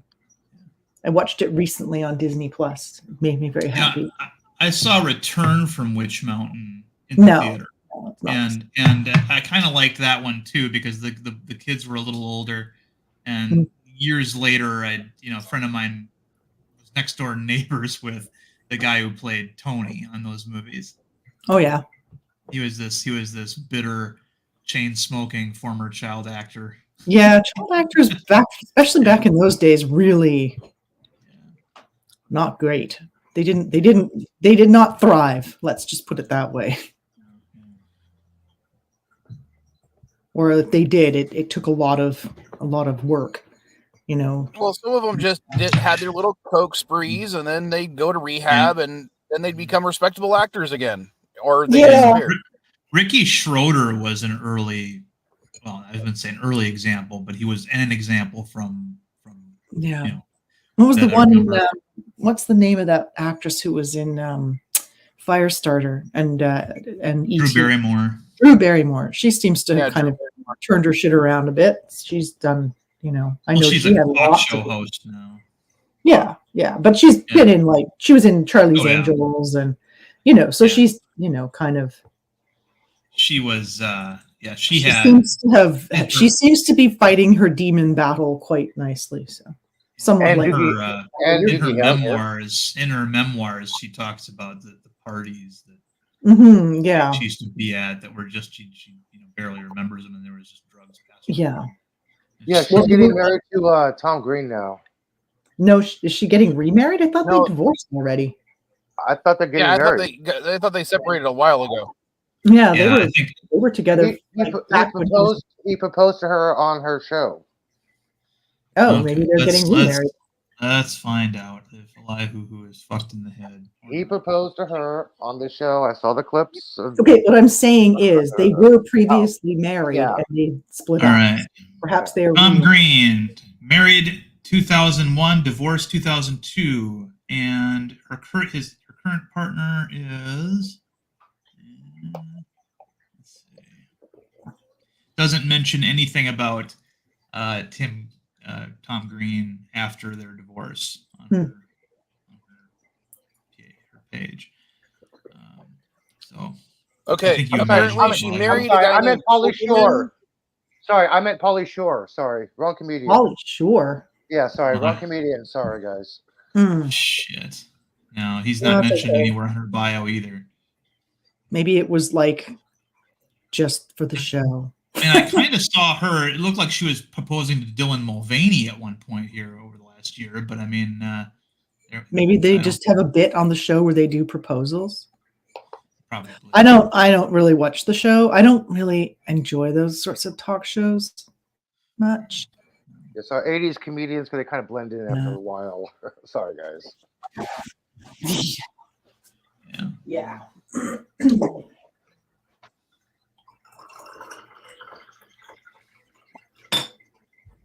That sounds like tea too. It's more tea, yes. It is more tea. It's kind of weird reading this because she's only like a decade older than me. Yeah. How old is she's she? younger than I am. Yeah. Like 45, 46. Yeah, that makes sense. She'd be younger than 48. me. 48. Oh, she's Yeah. my age. Damn. Yeah, I was going to say, because she was younger than me when born E.T. came out by a couple of Yeah, years. born in 75, so yeah. She is my age. Bridge Penguin. Sorry, guys. Ow. Oh.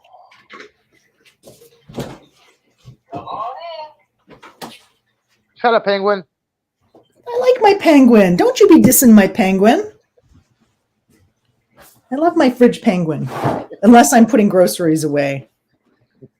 And he's all, shut the fridge and door. Global warming. Yeah, then I'm more annoyed with him.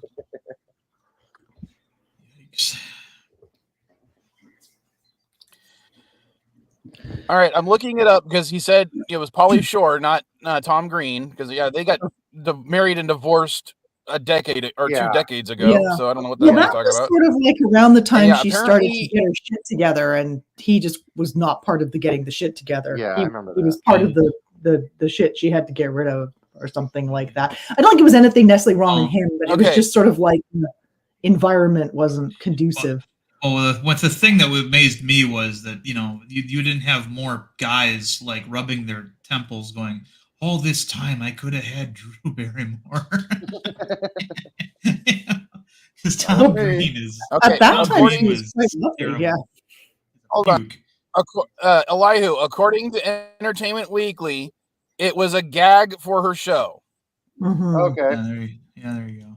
It was not a real Now, proposal. Maybe it's a recurring bit or something on the show. Sometimes that stuff is real though, Yeah. because Burt Reynolds started dating Dinah Shore by just appearing unexpectedly on her talk show all the time.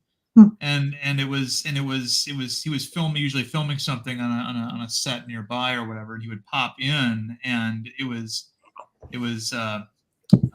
might have been scripted, but I mean, it seemed real to a lot of people, and eventually they got married, I think. I can't remember if they did or not. Well, did you know that Keanu Reeves is legally married to Winona Ryder in Romania? Well, I mean, I know they've been together for like ages and ages. They are legally married in that country because when they was filming the movie, the director wanted it authentic and had an actual priest. And in the eyes of the country's law, if a priest marries you without a certificate, you're legally married in that country. Well, I guess that's fine because they're sort of together anyway. So Johnny Depp used to have a tattoo on his chest somewhere that said Winona Forever, which he got removed. Yeah, I'm gonna say maybe don't tattoo people names on your body unless it's like mom or something like that. Well, I mean, the Undertaker for a while had the tattoo of his second wife, her name on his throat, Sarah, and eventually it got turned into a bat because they divorced. Yeah. Yeah, don't do that. Yeah. No, mind you. I mean, I don't have any tattoos, so. I just got one Snoopy. I've considered a dandelion tattoo, but I would have to spend money to do it, and I just can't justify spending money on something frivolous. You have hair. For now. I mean, it's pretty gray, actually. Need to actually know it's another couple of weeks before. What, Mike? I don't see anything on her bio that she dated Keanu Reeves. And apparently since 2011, she's been in a relationship with someone named Scott Hahn. I didn't say date. I said they were legally married in the country when they were filming the movie. They never dated. It was sort of scene. The director wanted authentic, so he had an actual priest come in and do the scene. I know, but I thought someone mentioned that they were dating. I thought that they'd been together for a while. Maybe I'm mistaken. Keanu Reeves and Winona Ryder? No, they were never a thing. It was they just got legally married by accident. Johnny Depp and Winona Ryder were dating for a while. Yeah, both young. Yeah. Apparently, when she was 17, according to her bio. Oh, okay. Somebody called Alexandra Grant is the person who's with Keanu Reeves. Okay.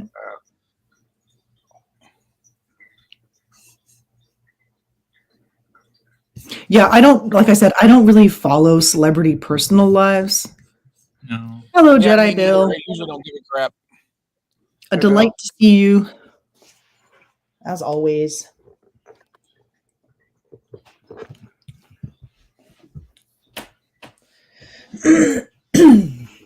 They never. I mean, the only celebrity couple that I can think of that's still together, for me was Goldie Hawn and Kurt Russell. What about You know, Danny and- and Rhea? There And, are some. that's the only one. Mark That's the only Hamill. one that Mark came up Hamill's been that- with his wife forever and ever. Like Right, but I don't know who she is. Everybody knows Goldie Hawn and this is and true. Yeah, Kurt they are Russell. both I Danny mean, DeVito, Rhea Perlman. true. Yeah. They've been married forever. that Yeah. was the only one that came to my mind. I mean, yeah, those two Oh. were Yeah, those two came to my mind when you mentioned that. I'm like, okay. mm, I forgot about Goldie and Kurt. yeah. Seriously. You know what's seriously, I funny? did. Is my now 14-year-old daughter, because her birthday was yesterday, could probably tell you every relationship that Taylor Swift has ever been in, but doesn't know who Kurt Russell or Goldie Hawn is, Oh my let alone God. Danny DeVito and Rita Perlman. Well, again, I mean, why would they necessarily know that, right? Like these aren't, unless you're watching those Santa Claus shows on, what is it, on Disney or Netflix or whatever? Disney Plus. Disney Plus, yeah. Unless you're like watching those shows, you probably don't like casually encounter either of those actors very often.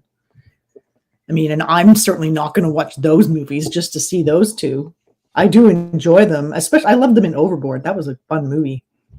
Yeah, I think that's the movie where they fell in love and got I married. thought Or they maybe that, weren't they already together at that point? I thought they were already together. Maybe I'm wrong. I could be maybe wrong. maybe that's the first movie they made together Mm. after they got married. There was something significant about that movie and their marriage. I just can't remember. Right. Yeah. The only reason I ever really knew about them as a couple was because they had a cottage in Ontario, and I used to go to the same lake. Not that I ever saw them. I'm sure they had a big fancy cottage there, and we were camping in a tent from a canoe. So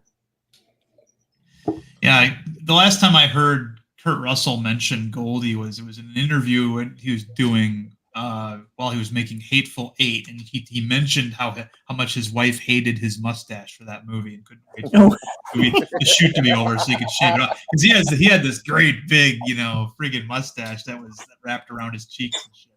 It was. oh dang it! I need more tea. I'm almost out of tea. Okay, coffee. I'll make more tea in a bit. Uh, Oh, probably go out for a walk or a hike or something. I can't decide if I want to like drive all the way to the mountains for a hike or not. I kind of do and I kind of don't. I don't know. I still got to do laundry. Oh. Did laundry yesterday, but I have to do groceries and my cooking today. Any Indians in those mountains? Well, only when people who are heritage from India are hiking up there too. Yeah, she's not well, Indian, she's a Canada. you know what I meant. Canadian natives. If they're out hiking, I imagine. Oh, okay, so there's no tribes that live up there then. Well, not that particular area. There's some in Fort Langley. Like there's a reserve in Fort Langley where a lot of indigenous people still live. They had like a name for you up there, like Oh, it's they're the Stolo tribes. There's the Katzie and the Kwantlen, I think, are the two most common tribes in our immediate vicinity. But they're all part of the Stolo people, river people. I just wondered if they had a name for you since you're always bad. Oh, nothing for me? No, nothing like that. Yeah, like Madam Firecrotch or something. I don't know. No, dude, I dye my hair. I don't dye all my hair. I was respectful. I called you Madam. Anyway, I'm just kidding. Holy crap. And you were the one picking on NB for asking if I had kids or wanted kids. That was a joke. It was. He was asking you a serious question, and I was obviously joking about that. Uh-huh. I don't care. Well, I won't tell you what my dad told me about redheads. Yeah. Please don't. This is a friendly stream. He told me the same thing. Hence my joke.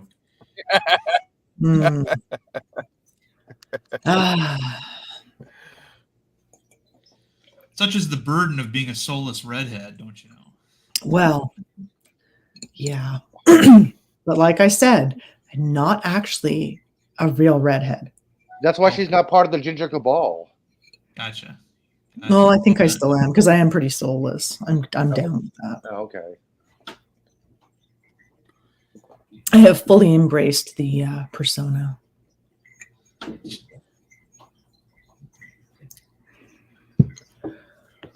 Ooh. Oh my God. Is it bedtime yet? I could just go back to bed. So you think Chris is going to do a show today? Yeah, I sent him a text this morning. He sent me a message back to say it's feeling better. Show's on. Should be about 5 o'clock Pacific time. Doesn't he usually just end up having to go driving? Chris who? Nice. Chris Knight. Chris Knight. Oh, Chris the Piss. Okay. He usually does a gaming stream, like we all play Jackbox games. Well, also Deej is available again now, so that was part of the holdup. Was Deej was harvesting, and we were supposed to do the Loki roundtable, but he got Harvesting he got sick, so wasn't feeling well. Glad he's doing better. I'm not sure if he's doing the wrap up or the Loki. Let him wake up. I think Loki's the only thing I watched the entire week, and I finished because I only had 2 episodes to watch. I finished. I was doing my 10-hour to 12-hour days, and I was just like, I did not watch anything. I finally watched the last season of The Flash on Netflix. I'm still not caught up there. You know, I kind of like, it was just, sometimes these shows like just, it's not like they go on for too long, but they start to just go in a direction that you're like, yeah, this is just like whatever, you know?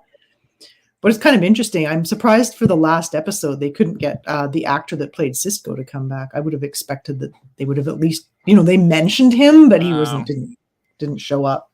I can yell at him. He's going to be at Fan Expo. And that's quite all right. Oh, okay.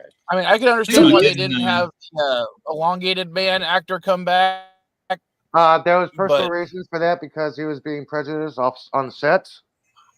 That's why he got fired. I know. Yeah, I think there was a lot more. I think there was a lot more to that than you know we heard about. I think there was more going on there. So, what I didn't like from an episode I caught when someone else was watching it, his character is gone, but his wife is still there as a character. Well, the kind of girlfriend, not really wife. But she's only in it. Well, in the comic books, they're married. Oh, okay, yeah. In the movie, in the show, they were not. Yeah, have you ever heard of the term "women in fridge"? A woman in the fridge. Yeah, that's his wife. Oh, yeah. It's the etymology is came from a trend typified by Green Lantern Kal Rayner when they were telling his origin. In order for him to be motivated to fight his first supervillain, that supervillain, Major Force, killed his girlfriend and stuffed her body in the refrigerator of the apartment. Yeah, and it was considered gratuitous, and I kind of agree. It's like you know, why does he need Gail that Simone to happen to him? coined the phrase, and that's how Gail Simone got a lot of her work back then. It has to do with the trope of killing off a female character to motivate a male character to actually beat the bad guy. And I know Darren just basically said the same thing. I was just trying to succinct it. Gotcha. She's been killed off at least 3 times, including being put in a refrigerator once. Sue Dibney. She was also raped and a couple of times too. You know, well, they weren't going to do that on the what was it, the WB that they did that on? Yeah, right. Although they could have just not shown it. But that was the rape of Sue Dibney as part of Identity Crisis is often thought of by people as when DC Comics lost its innocence completely because that wasn't like an imaginary story or a out of continuity story. It was like in the DC continuity, and they were like right. And part of it was just to make a D-list villain into a credible threat again. Yeah, there were other things about that story that a lot of people didn't like. I didn't like the idea that Batman was also a victim, in that story Yeah. as well. That it's you that. So I mean, the idea the idea was that Justice League members were mind wiping villains, and Batman found out about it, and they mind wiped him so that he forgot about this ever happening. Batman's one of those characters that kind of thing most people feel shouldn't have happened to him. He's a paragonal superhero. Yeah. Yeah. I think it would have been better if they did it with the Question. Honestly, I think Green Arrow would have been the best choice for that. I don't think so, because I don't think that Green Arrow had a connection to Elongated Man, because it wasn't Elongated Man also related to Charleston, or am I completely off on that? No, you're completely off on that. That's right. The Elongated Man was tied to the Flash family and Green Arrow, but not the Question. Question came from They Charleston. did bring back Green I Arrow. know Question They did came bring from back Green Charleston, Arrow. but I for thought the Elongated final Man was one of those guys too. No. They did bring back Green Arrow. I'll be completely honest. Story arc. Other than the Sue Dibney stuff, I don't know a terrible amount of Elongated Man backstory. Yeah. He's kind of it was kind of an interesting thing, because I believe Plastic Man was actually belonged to a different publisher initially, and then after DC acquired the rights to that publisher, they acquired that character, but they already had their own stretching guy. But the thing was, Plastic Man was a little bit more than just a stretching guy. He was literally, he could mold his body into other things, and Elongated Man could just stretch. That was his thing.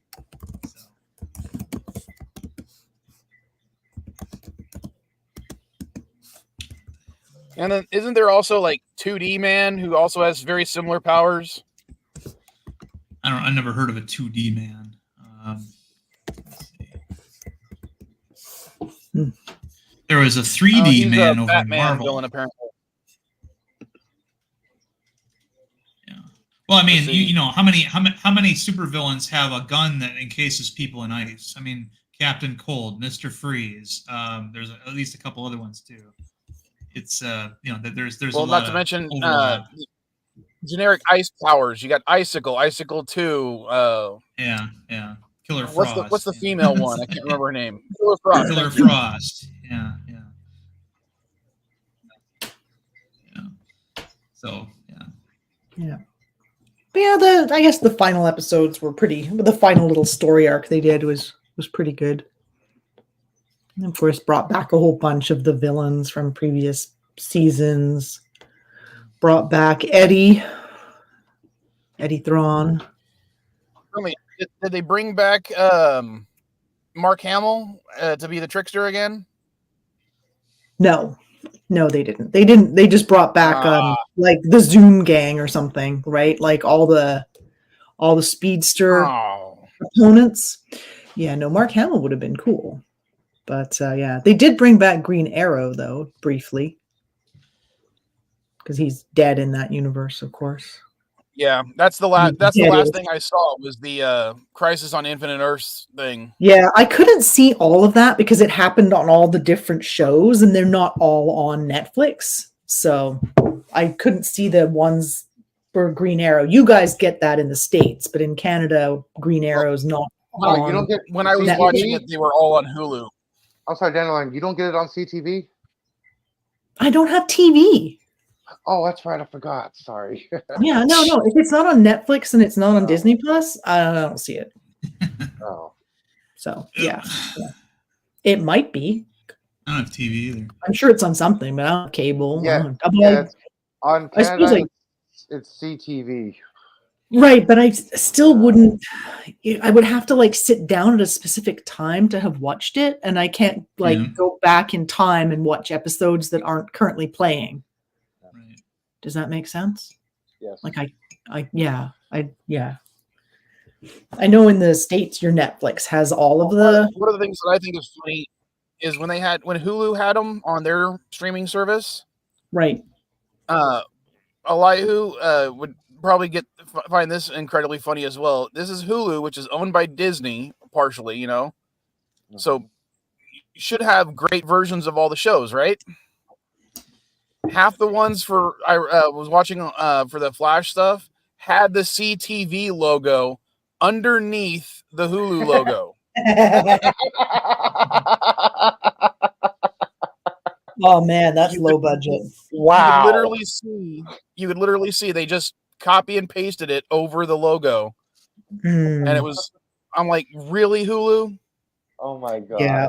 Really, all I need to do is get a VPN, and then I can say I'm in the States, and then I'll be able to watch other Netflix stuff. But it's like, that was like a lot of episodes. Like, that's a long series as well. And then I'd really have to care a lot more. And there's a fourth series too, isn't there? Let's see. There's Supergirl, Flash, Arrow, Constantine. No, there's another one though that like loops in on those multiverse. Superheroes of Tomorrow or something like that. Legends of Tomorrow. There we go. Right, And then, Legends. And finally, there's Batwoman. So there's 6 shows that I know of. Now Batwoman showed up in Lucifer crossed over, so technically that's season. part of the Arrowverse. Which one? Lucifer. Remember when Constantine went to Lucifer? Oh right, yeah, but that was very briefly when Lucifer showed up. Yeah, I don't. No one considers that part of it, because if you're talking about just that one Earth or the Earth that collapsed into that one Earth, it's just those 6 shows, and Constantine is retroactively put into that because they decided to. But Lucifer does show up in a couple of the episodes, so it is. But they specifically showed during that scene because Caddy watched that scene with me because she loves Lucifer, the show, right? And was like, it's literally a whole different Earth. It's Earth 666. Yeah, well, they did recreate the multiverse. Actually, they did reestablish it as there is a multiverse. So, that's why there's I don't consider Lucifer part of it any more than I consider, the DC movies as part of the Flashverse, just because Ezra Miller showed up for once. Right. Yeah. Well, there are different actors playing the Flash, so they could loop it in, I suppose, if he was the Flash on a particular world. Yeah, right? I mean, Spider-Man did that great. In fact, that is one thing I didn't rewatch it, but I re-listened to it, was Spider-Man No Way Home. And even just listening to it while I was working, the chemistry between the 3 Spider-Man actors was freaking awesome. It really was. Well, that's going to go down as the only effective use of a multiverse, I think, because they used the concept the way the concept was originally conceived, was that, in fact, it was the Flash of Two Worlds was the first multiversal story ever on DC's side. And all it is a gimmick to get 2 different versions of the same character that fans love to interact and meet. That's it. And that's what No Way Home did. But trying to have like a multiversal, whatever they're trying to do over at Marvel Studios, it just doesn't work. And the problem is that it ruins the stakes. So, all it's there to do is remind us that yes, there's this other Spider-Man out there, that looks like Toby Hooper. And I think in the Flash and Arrowverse like series, they kind of use it as a way to not have to recast like actors that we like, right? Yeah. Like the actor that played Wells, that was the Reverse Flash. Yeah. In the first season, I think they really liked that actor and they wanted to keep bringing him back in a sense, and that's why they kind of started really working with the multiverse. Kavanaugh, I believe is his name. Something like that. Yeah. With the Council of Wells. Yeah, exactly. John Wesley Shipp has played 3 different versions, or at least 3 different characters. Including the original, exactly, right. So Flash that he played. So they regularly bring back the same actor. I mean, as partly as a mind fuck for the characters, but Right, yeah, but John Wesley Shipp is original Flash character. It's we know. Included in the Arrowverse. Yeah. So all right. That is another. Well, we can continue this conversation next week, or I might, because all my Thanksgiving plans have fallen through, I might do a Thanksgiving stream just for the hell of it, since I can't work that day. What So- would that be Thursday? Yeah. Okay, I'll be at work, but So- because we don't share your Thanksgiving. We do ours back in Right. October. It's a United States holiday. Yeah. Yeah. No, Or at I least our realize version that. of But I will try and listen in from work if you do that, and I happen to stumble across your stream occurring. All right. And because Elihu's actually here, I'll play this one. More singing, more voices. Klingons, hoorah!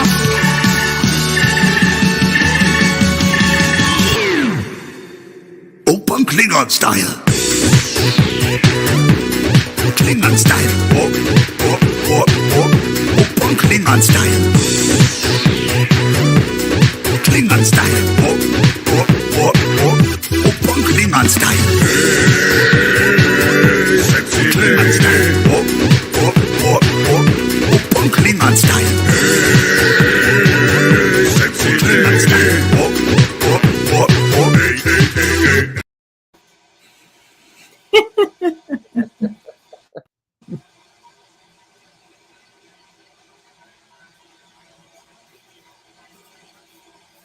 Are you doing another one, or are we done?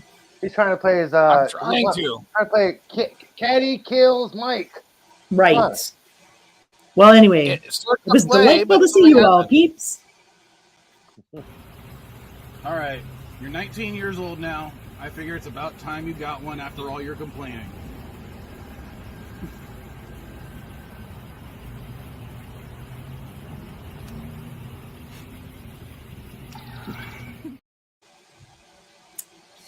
All right, that was a StreamYard's fuck up because I don't know about you guys, but it started to play it for me.